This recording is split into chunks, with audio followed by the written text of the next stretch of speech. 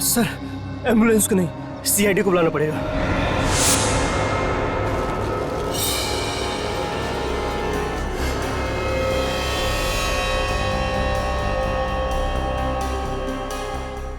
Sir sir हाँ, एक लाश देख के मेरे पसीने छूट जाते हैं, यहाँ तो 5-5 है सर। डीसीपी चित्राले को पता चला ना कि तू इतना दब्बू सीआईडी ऑफिसर है, तो देख तेरी क्या हालत करेंगे।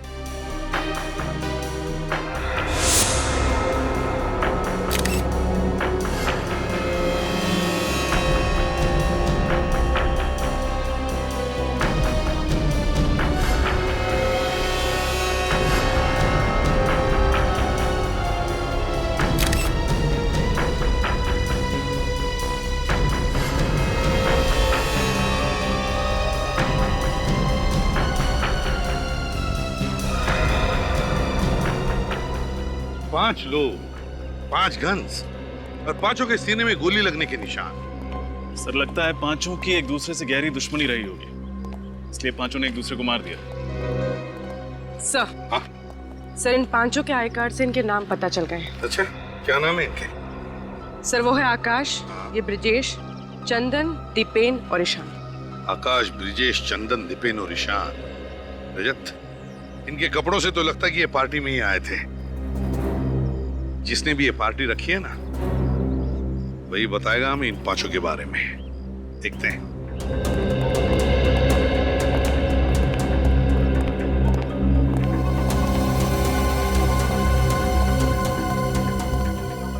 क्या बातें हो रही? कुछ नहीं सर, मैं पंकज को बता रहा था कि इन्वेस्टिगेशन कैसे करना चाहिए। बातों में टाइम वेस्ट मत करो, देखो कोई और सबूत मिलता है क्या। Okay sir. ओके।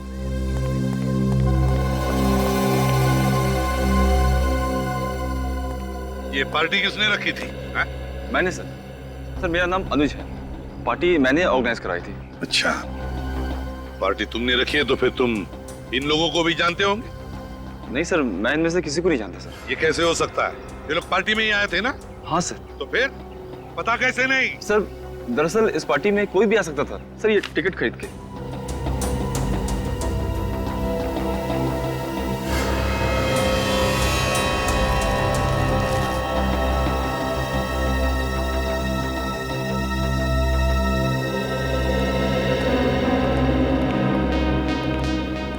डॉक्टर साहब, ये रही वो पांचों गन्स जिनसे गोलियां चली। ओके।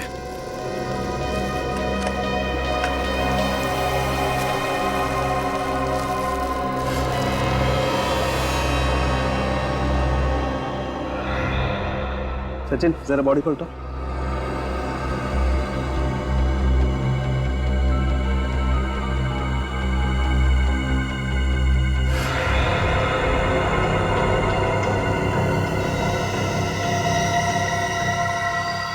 सूरज सर, हाँ सर, ये देखिए दीवार में गोली है सर। शाबाश, एक काम कर, इस गोली को बाहर निकाल। एसीपी साहब के हाथ नहीं लगनी चाहिए। ठीक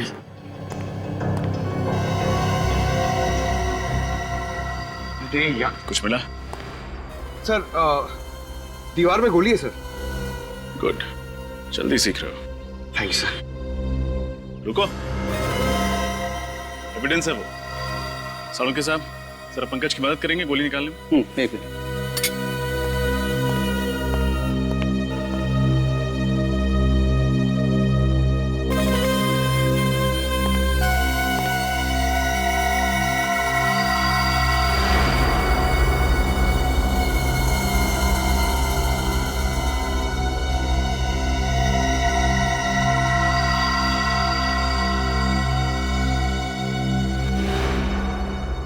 सर, दीवार पे एक छठी गोली मिली है। अच्छा, तो फिर रजत हो सकता है कि वो दूसरी गोली इनमें से किसी की गन से चली है। बॉस, 5 लोगों के शरीर में गोली अभी भी अंदर ही है। अच्छा, तो फिर सालुंके लग जा काम पे, क्योंकि तू ही बता सकता है कि इनमें से कौन सी गोली कौन सी गन से चली है, किसने किसको मारा है। पर ऐसा कैसे हो सकता है तारिका? तुम जरा एक बार फिर से चेक करो यार। सर मैं 3 बार चेक कर चुकी हूँ, मुझसे कोई गलती नहीं हुई है। अरे तारिका जी, आपसे गलती हो ही नहीं सकती। हो ही नहीं सकती गलती। आप जो इतनी ब्रिलियंट हैं, गलती तो कहाँ फंस गए सर? फंसे यहाँ पर है अभिजीत कि तुम्हें उस छत पर से कितनी लाशें मिली? 5 लाशें। और हर लाश के पास एक एक गन थी, राइट? करेक्ट। और उन गन्स में से गोलियां कितनी चली? 6 गोली, एक गोली पांचों के शरीर में और एक गोली दीवार के अंदर। मतलब वहां जो 5 गन तुम लोगों को मिली, ये 6 गोलियां उन्हीं 5 गन्स में से चली हैं, करेक्ट? Yes sir. यहीं फंस गए। अगर वहां पर 6 गोलियां चली है ना, तो गन्स भी 6 हैं, 5 नहीं है। क्या? 6 गन? जी हाँ। अरे डॉक्टर साहब, अगर वहां पे 6 गन होती तो वो छठी गन हमें मिली कैसे नहीं? यही तो अभिजीत, यही तो मैं भी कह रहा हूँ, यही तो फंस गए हम लोग। कुछ ना कुछ गड़बड़ जरूर है बॉस। अच्छा डॉक्टर साहब, आप कम से कम इतना तो बता सकते हो कि किसने किसको मारा? हाँ, देखो, इस आकाश ने मारा ब्रजेश को, ब्रजेश ने चंदन को, चंदन ने दीपेन को, और इस दीपेन ने मारा ईशान को, और ईशान ने मारा आकाश को, है ना डॉक्टर साहब? यही गलती कर गया, क्योंकि ईशान ने आकाश को नहीं मारा। ईशान की गन से जो गोली चली वो जाकर के घुस गई उस दीवार में जहां से हमने उसे निकाला। ये रही वो गोली। तो फिर आकाश की मौत किसकी गन से हुई? उसी छठी गन से जो अभी तक आप लोगों को नहीं मिली। अगर वहां पे एक और गन थी, छठी गन, इसका मतलब वहां पे एक और खूनी भी था। सीआईडी की नजरों से कैसे बचा रहे क्या? इस छत को एक बार फिर से चेक करना पड़ेगा और इन सभी के घर वालों को ब्यूरो में बुलवाओ। माता जी, आप अपने आप को संभालिए, हम अपनी तरफ से पूरी कोशिश कर रहे हैं।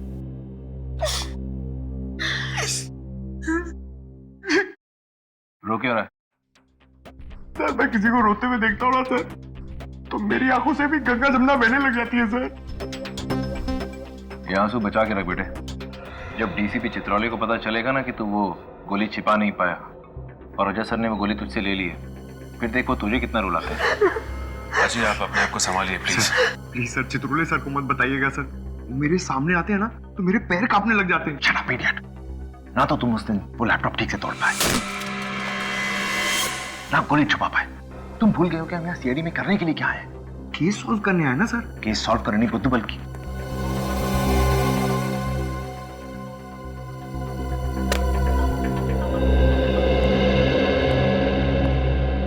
सर, ये आकाश की वाइफ पूनम, चंदन की माताजी, दीपेन की वाइफ मानसी, ये ब्रजेश के पिताजी हैं जगदीप, और ईशान के भाई गौरव।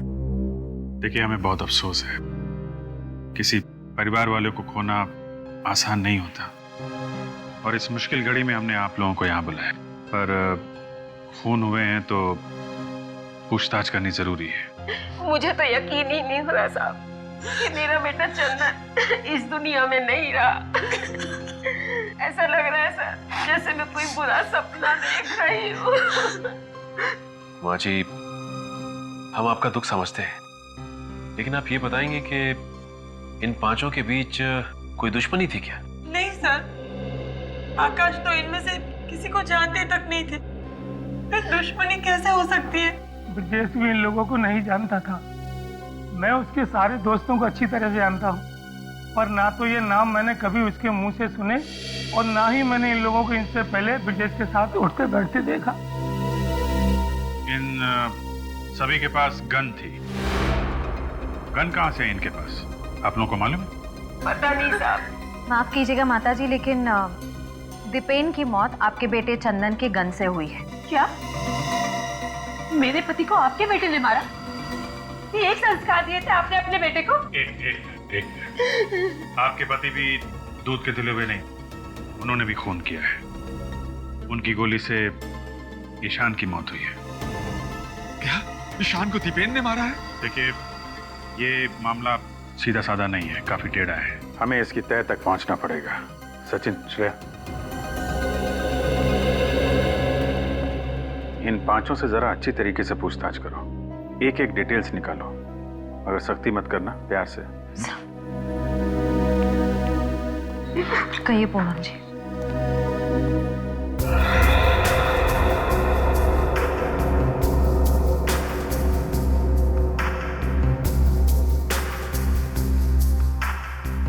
सर, तो मानसी कह रही है कि 2 दिन पहले दीपेन का व्यवहार कुछ अलग हो गया था।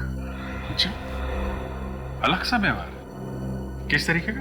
2 दिन पहले जरा जरा सी बात पर इरिटेट हो जाते थे, चिल्लाने लगते थे। किस बात पे चिल्ला रहे थे?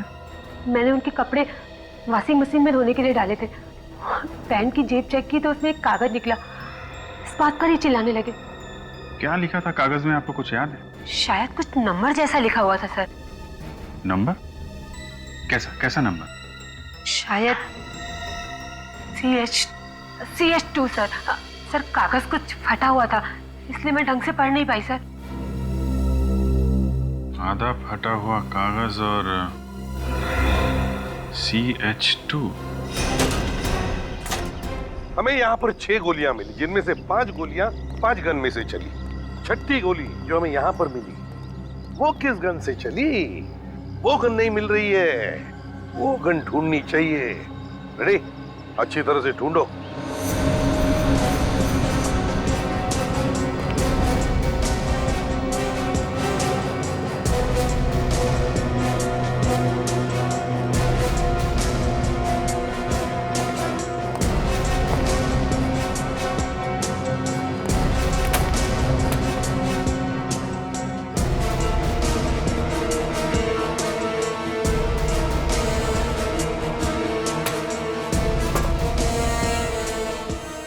सर पूरी छत ढूंढ मारी, गन कहीं पे भी नहीं है।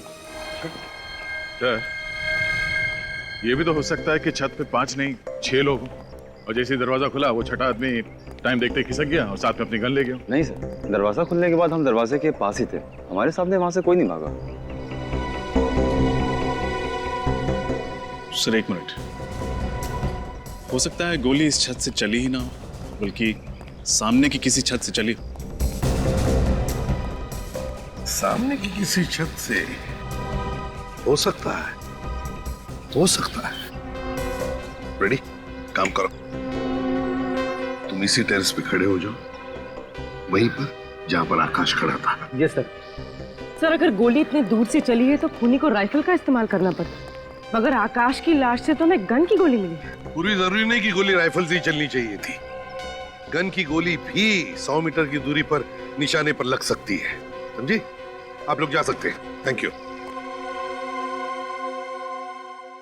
5 मरने वालों के बीच कुछ तो कनेक्शन है, मगर क्या? हाँ सर, कोई तो ऐसी कड़ी है जो हम लोग नहीं देख पा रहे हैं। पंकज, सारी डिटेल्स लिख लिए? जी सर, ये देखिए, आकाश SBL कंपनी में हेड क्लर्क था, चंदन कैंडलविक कॉलेज में लाइब्रेरियन था, Brijesh estate agent, Ishan AKD school में टीचर था और दीपेन की कपड़ों की दुकान थी सर। मतलब 5 का काम या पेशा एक दूसरे से मिलता जुलता नहीं था। लेकिन इन 5 के फोन रिकॉर्ड चेक किए? हाँ सर, चेक कर लिया। हाँ। इन सभी ने आपस में ना तो कभी किसी को कॉल किया है और ना ही मैसेज किया है सर। कमाल है, ना कॉल ना मैसेज। 5 अनजान लोग एक पार्टी में एक दूसरे का खून क्यों करेंगे? कुछ तो है जो हम लोग देख नहीं पा रहे हैं। इनके घर कहाँ पे? सर इन 5 के घर अलग अलग इलाकों में। घर भी अलग अलग इलाकों में? कौन सी डोर है जो इन 5 को एक साथ बांधती है? पंकज, ये आकाश कहाँ पे काम करता है? सर SBL कंपनी में। SBL कंपनी में आकाश, कैंडलविक कॉलेज में चंदन, AKD स्कूल में Ishan. SBL company, Candlewick college और AKD स्कूल, ये तीनों तो मोतीलाल नगर में ही है ना? हाँ सर। मोतीलाल नगर। और ये ब्रिजेश और दीपेन की दुकानें कहाँ हैं? सर ये भी मोतीलाल नगर में है सर। मोतीलाल नगर, मोतीलाल नगर, यही वो मिसिंग चीज है, मोतीलाल नगर। जरा इस मोतीलाल नगर का नक्शा निकालो। जी सर।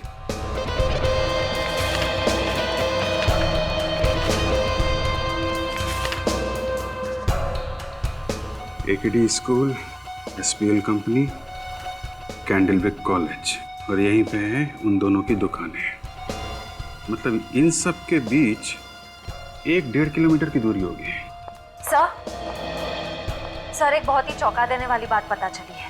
क्या बात? सर ये 5 लोग 6 महीने पहले तक कहीं और काम करते थे, लेकिन अचानक सबने अपनी अपनी नौकरी छोड़कर नए काम ढूंढ लिए। सिर्फ नए काम नहीं ढूंढे श्रेया, मोतीलाल नगर में नए काम ढूंढे। मोतीलाल नगर छान मारो, पता लगाओ पिछले 6 महीने में वहां पे कोई बड़ा हादसा या कोई बड़ा जुर्म हुआ था क्या। अगर आकाश पर किसी ने गोली चला के मारा है तो दया मुझे लगता है गोली यहाँ इस टेरेस से ही चली होगी, क्योंकि आकाश वहां पे खड़ा था जहां पे फ्रेडी है। आकाश उस तरफ खड़ा था तो गोली यहीं से चली होगी सर, इस छत पे से। फ्रेडी, रेडी हो? Yes sir. Okay, 1 2 3 fire. हाँ सर, यहाँ से आसानी से आकाश पे गोली चलाई जा सकती है। हाँ पूर्वी, गोली लगने के बाद आकाश ठीक उसी जगह पे गिरेगा जहां पे हमें उसकी लाश मिली थी। मतलब आकाश का खूनी जानता था कि वो पांचों उस छत पर आने वाले हैं, इसलिए यहीं छुपकर उनका इंतजार कर रहा था। एग्जैक्टली रजत, एग्जैक्टली। बस इस बिल्डिंग में रहने वाले लोगों से और वॉचमैन से पूछताछ करते हैं, पता तो चले इस टेरेस पे कोई आया था क्या। डॉक्टर साहब, आपने कहा 6 गन्स हैं, हमने मान लिया। आपने कहा 6 आदमी हैं, हमने वो भी मान लिया। लेकिन जब हम कह रहे हैं कि आकाश को जो गोली लगी वो सामने वाली छत से चली थी, तो वो भी तो मानिए। नहीं मान सकता, क्योंकि आकाश में और उस गन में जिससे आकाश को गोली लगी है सिर्फ और सिर्फ 3 फीट का फासला है। इतने नजदीक से? जी हाँ। मतलब खूनी छत पे ही था और वो छठी गन भी। सर जिस इलाके में 5 लोग काम करते थे, मोतीलाल नगर, उस इलाके में पिछले महीने एक रॉबरी हुई थी। कैसी रॉबरी? Bank robbery sir. उस इलाके के उमंग सेवा बैंक में 13 नवंबर को एक रॉबरी हुई थी जिसमें 23 करोड़ रुपए और काफी सारा सोना चोरी हो गया था। अच्छा, ये 5 मोतीलाल नगर में काम कर रहे थे अक्टूबर से, और ठीक 1 महीने बाद वहां पे 23 करोड़ रुपए की लूटपाट। सर, इस लूटपाट का कहीं इन 5 के खून से कोई कनेक्शन तो नहीं है? कनेक्शन है फ्रेडी, कनेक्शन है। मुझे लगता है ये सारे खून पैसों के लिए किए गए हैं।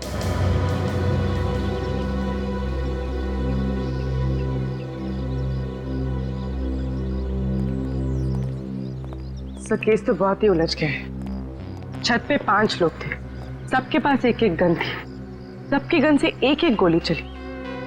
पर सर, आकाश को जिस गन से गोली मारी गई है वो हमें मिली ही नहीं। ये तो आकाश को जिस गन से गोली मारी गई है वो नहीं मिल रही है। ईशान पर गोली चलाई दीपेन, और दीपेन पर गोली चलाई इस चंदन ने। उसके बाद ब्रिजेश ने चंदन को मारा और फिर आकाश ने ब्रिजेश को मार दिया। आकाश ने ब्रिजेश को मारा, तो फिर इसका मतलब है बचा कौन? बचा आकाश। फिर हो सकता है आकाश गया ईशान के पास ये देखने के लिए कि ईशान जिंदा है या मर गया। और जब आकाश ईशान को देख रहा था, शायद उसी वक्त बस एक खास खबर पता लगी। जल्दी बताना सालुंखे। ईशान की पैंट पर मुझे खून की कुछ बूंदें मिली हैं। हाँ। और हैरानी की बात यह है कि यह खून ईशान का नहीं, आकाश का है। क्या? और ये बात एकदम पक्की है कि आकाश ईशान की गन से नहीं मारा गया। ईशान की गन से नहीं मरा है? ना। सालुंखे साहब, आपने तो केस और भी उलझा दिया। इतना ही नहीं रजत, अगली बात जो मैं बताने वाला हूँ उसे सुनकर तुम सीआईडी से इस्तीफा मत दे देना। सर, मुझे ये सालुंखे सर बहुत पसंद है। सीआईडी के इन्वेस्टिगेशन की वाट लगा देते हैं। असली बात यह है बॉस कि आकाश को जो गोली लगी है उस गोली पर मुझे ब्लैक वैक्स, काली मोम के ट्रेसेस मिले। ब्लैक वैक्स, काला मोम? सर, क्या काली मोम से गोली ज्यादा ताकतवर हो जाती है क्या? नहीं निखिल, ऐसी कोई बात नहीं। ब्लैक वैक्स से कोई भी गोली ताकतवर नहीं बनती। बात तो कुछ और ही है। एक काम करो सूरज। Yes sir. यहाँ लेट जाओ जमीन पर। जमीन पर सर? हाँ, जहाँ पर आकाश की लाश मिली थी। Okay sir. निखिल, तुम यहाँ लेटो, ईशान की जगह पर।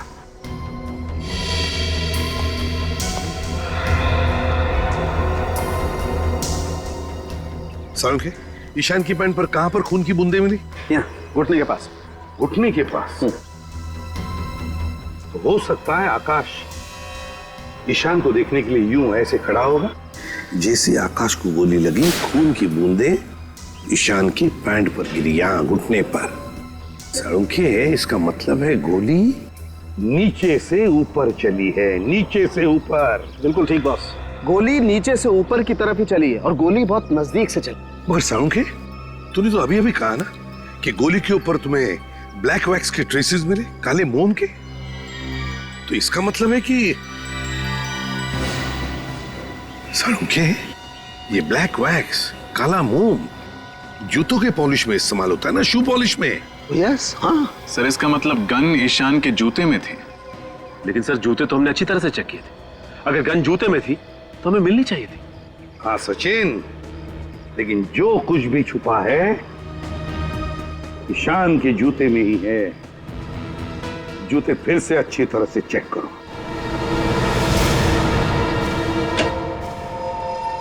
जी डॉक्टर साहब, क्या पता चला? क्या बात है, आइए आइए। भाई वैसे तो आजकल आप लोग काफी केस हम लोगों के बिना मदद के सॉल्व कर लेते हैं, लेकिन इस केस में तो कई बार चक्कर लगाना पड़ा आप लोगों को। है आपको बड़ा गर्व महसूस हो रहा हो कि हम लोग बार बार आपका दरवाजा खटखटा रहे हैं। कुछ पता चला हो तो बता दीजिए। पता ये चला है कि गन तो ईशान के जूते में ही थी। अरे, जूते में थी तो हमें क्यों नहीं दिखी? क्योंकि ईशान का एक पैर का जूता ही बदल दिया गया। जूता बदल दिया? मगर सर, दोनों पैर के जूते दिखने में तो एक जैसे। सिर्फ दिखने में फ्रेडी, सिर्फ दिखने में। मैंने ईशान के दोनों जूतों में मिले हुए पसीने के रेजिड्यू का डीएनए टेस्ट किया है। ईशान के दाएं पैर के जूते में मुझे 2 अलग अलग डीएनए मिले, जिसमें से एक डीएनए ईशान का और दूसरा शायद उस खूनी का जिसने जूते बदल दिए। बिल्कुल। इसका मतलब हमारे वहां पहुंचने से पहले ही खूनी ने ईशान का जूता बदल दिया। और ये खूनी जरूर उन्हीं लोगों में से एक होगा जो खून होने के तुरंत बाद छत पे आए थे। इस तरह के जूते किसने पहने थे? कुछ याद है तुम्हें? दीपक सर, उस वेटर दीपक ने बिल्कुल ऐसे ही जूते पहन रखे थे। दीपक? अब इस दीपक के बुझने का टाइम आ गया है। सर, उस वेटर दीपक के घर से आ रहे हैं, लेकिन सर वहां पे दीपक नहीं, कोई घनश्याम नाम का आदमी रहता है सर। और सर, दीपक ने जो पता लिखवाया था वो गलत है। बहुत लंबी प्लानिंग की है इस दीपक ने। पहले उन चारों को दूसरे के हाथों मरवा दिया और फिर आकाश को ईशान की जूतों के जरिए। मगर सर, इस दीपक की ऐसी क्या दुश्मनी हो सकती है इन 5 के साथ जो उसे इतनी गहरी प्लानिंग करनी पड़ी? सचिन, मुझे तो लगता है ये सारे खून उस उमंग सेवा बैंक की रॉबरी से जुड़े हुए हैं। आपका अंदाजा बिल्कुल ठीक है सर। उस बैंक रॉबरी की डिटेल्स मिल गई है। 6 लोगों ने लूटपाट की थी सर। इनमें से 5 तो वो है जिनकी मौत हो चुकी है, और छठा है ये वेटर दीपक। वेटर दीपक। दीपक, इस दीपक को जल्दी से जल्दी ढूंढना ही होगा। देखो, झूठ मत बोलो। सीआईडी शरीफों के लिए शरीफ है और मुजरिमों के लिए एक भयानक सपना। अभी भी वक्त है, सच सच बता दो वरना बुरी तरह फंस जाओगे तुम। सच बोल देते हैं, वरना 5 लाख रुपए के लिए जेल में चक्की पीसनी पड़ेगी। जोर से बोलो।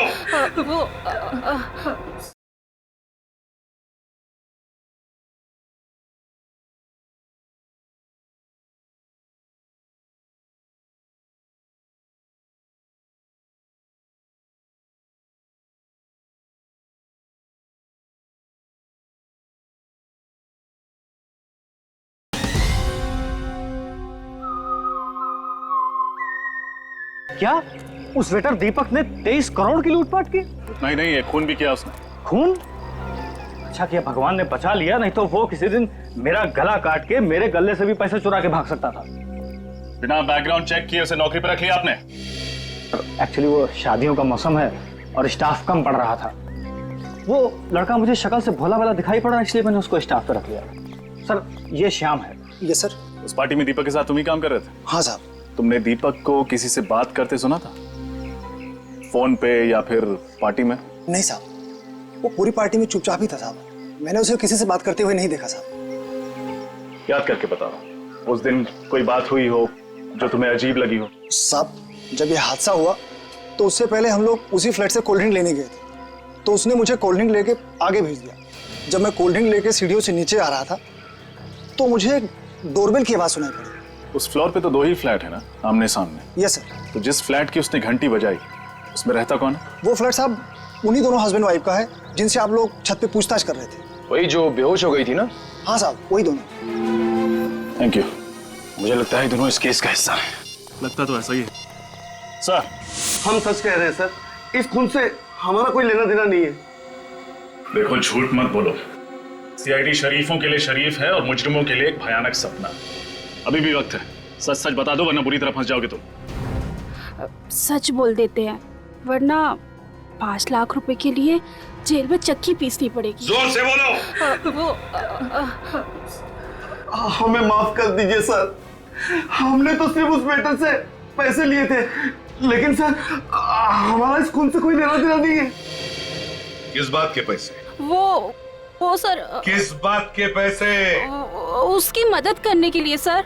कैसी मदद? सर उसने मुझे कहा था कि मैं बेहोश होने की एक्टिंग करूं और सब लोगों का ध्यान अपनी तरफ खींच लूं।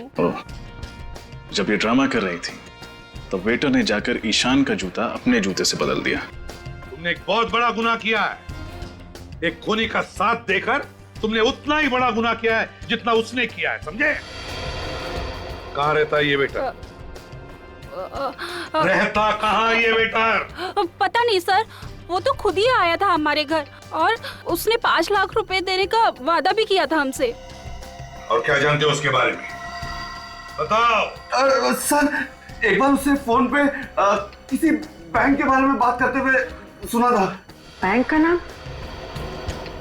कहीं वो उमंग सेवा बैंक तो नहीं? नहीं सर, वो तो फोन पर किसी दूसरे बैंक के बारे में बात कर रहा था। किसी दूसरे बैंक के बारे में बात कर रहा था? सर तब तो वेटर सारा माल लपेट कर भागने की तैयारी कर रहा होगा। हाँ, रजो तो नंबर याद है CH2। कहीं ऐसा तो नहीं कि उमंग सेवा बैंक से लूटा हुआ सारा पैसा किसी दूसरी बैंक के लॉकर में छुपा के रखा हो, जिसके नंबर में ये CH2 भी हो? पता लगाना पड़ेगा किस बैंक के लॉकर के नंबर में ये CH2 आता है। हाँ विजय, हम लोग यहाँ मनी ग्रोथ बैंक के सामने खड़े हैं। तुम कहाँ हो? अब पूरे शहर में सिर्फ 3 ही ऐसे बैंक है जिसके लॉकर के नंबर में CH2 है। देखते हैं ये वेटर तुम्हारे जाल में फंसता है, मेरे जाल में, या फिर ACP साहब के जाल में। हाँ ओके ओके। ये वेटर पक्का आपके जाल में फंसेगा। मैंने बैंक से पता किया है, जो 23 करोड़ की लूटपाट हुई है उसके 2 दिन बाद इस बैंक में एक लॉकर खुलवाया गया जो किसी आकाश कुमार के नाम पे। और उस लॉकर का सिग्नेटरी वो वेटर? हाँ सर, वो वेटर ही है। सर वो देखिए वेटर आ गया। सर इसे ही पकड़ लेते हैं। नहीं निकल, अभी नहीं, इसे अंदर जाने दो, बाद में देखते हैं।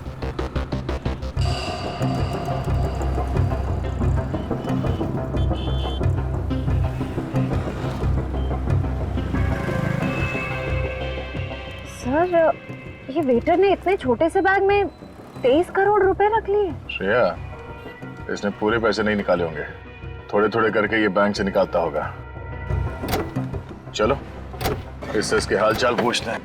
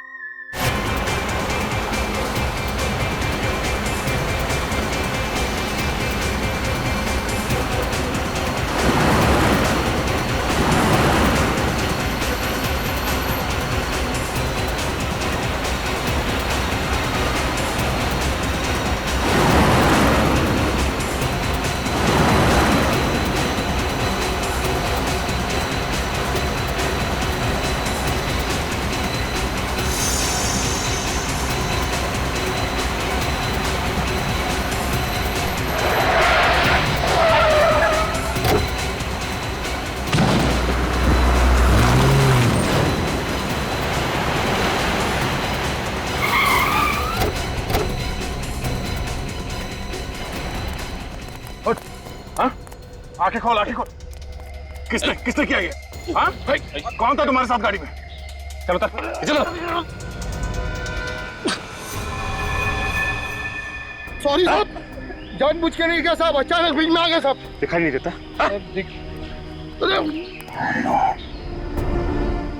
ये तो मर गया, मगर एक बात साफ हो, सबके पीछे सिर्फ यही नहीं, मास्टरमाइंड कोई और है। मास्टरमाइंड वो है जिसने इसे गाड़ी से नीचे फेंका। लेकिन सर वो 5 लोग तो पहले ही मर चुके हैं, अब ये भी मर गया।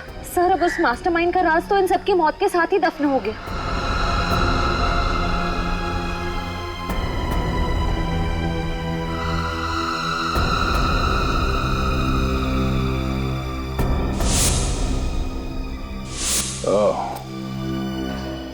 नहीं श्रेया, अगर ये ब्रेसलेट उसी का है जिसका मैं सोच रहा हूं, तो ये मास्टरमाइंड हमसे बच नहीं सकता।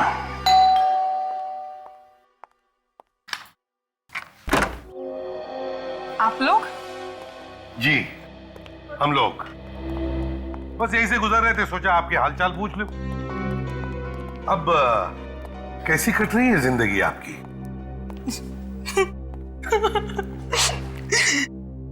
एक विधवा औरत जिसका पति अभी अभी उसका साथ छोड़ के गया हो, उसकी जिंदगी कैसी कट रही होगी? हर तरफ आंसू ही आंसू। ओहो, आप ये लीजिए, हमसे किसी के आंसू देखे नहीं जाते। ये लीजिए, पोंछ लीजिए।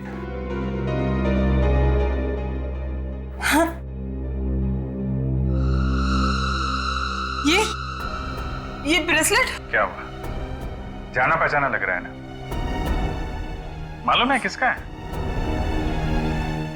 नहीं, मुझे नहीं पता। दीपक के हाथ में से। दीपक के। कौन दीपक? अरे दीपक, वही वेटर दीपक। हाँ, बस गाड़ी में से गिरते वक्त उसने इनका हाथ पकड़ लिया था खुद को बचाने के लिए, है ना? बेचारा खुद को तो बचा नहीं पाया, लेकिन इनका ये ब्रेसलेट उसके हाथ में आ गया। अरे आपके हाथ में ये खरोच कैसे? आप सब लोग मुझे फंसाना चाहते हो ना? हाँ?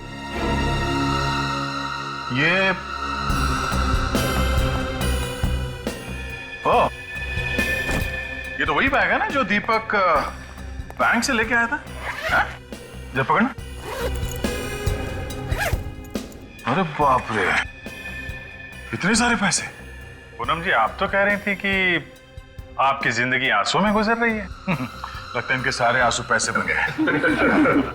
अरे कहाँ भाग रही हो? अरे कहाँ भाग रही हो? अपने पैसे तो लेती जाओ।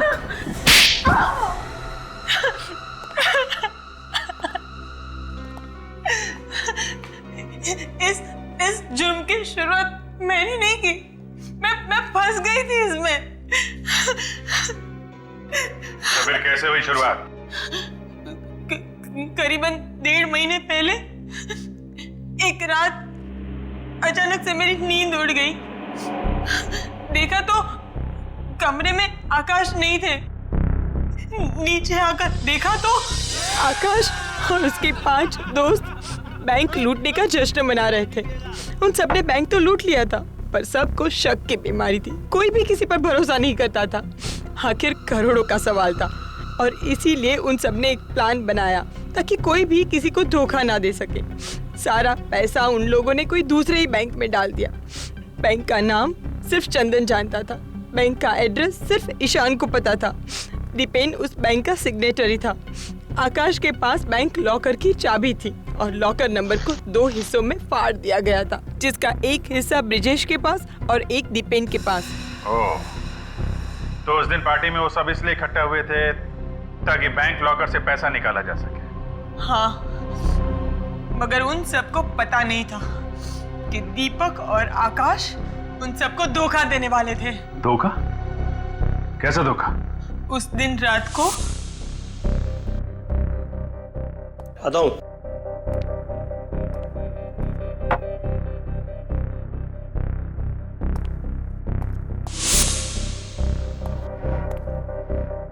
देख, ये चारों मंदबुद्धि के हैं क्या?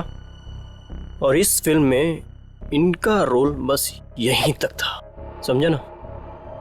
अब हम इन्हें इस फिल्म से हटा देते हैं और जितना भी माल है आधा आधा कर लेते हैं, समझा?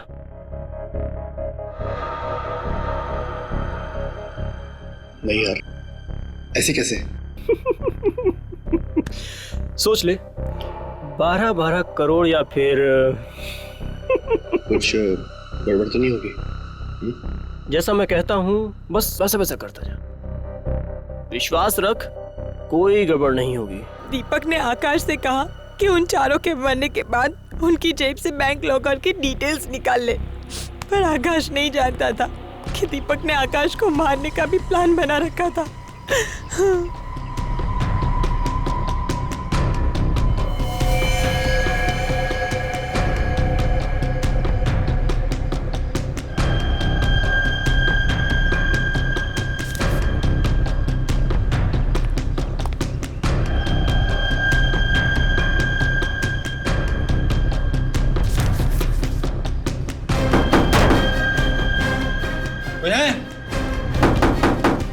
खोलो दरवाजा।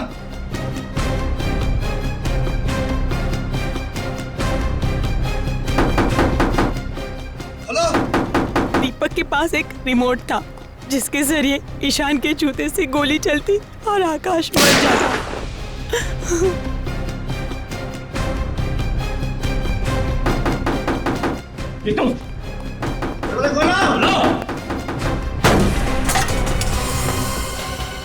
हे भगवान! सुमन, सुमन, सुमन, सुमन, जाओ जाके देखो, इनमें से अगर किसी की सांसें चल रही है तो एम्बुलेंस को बुलाते हैं।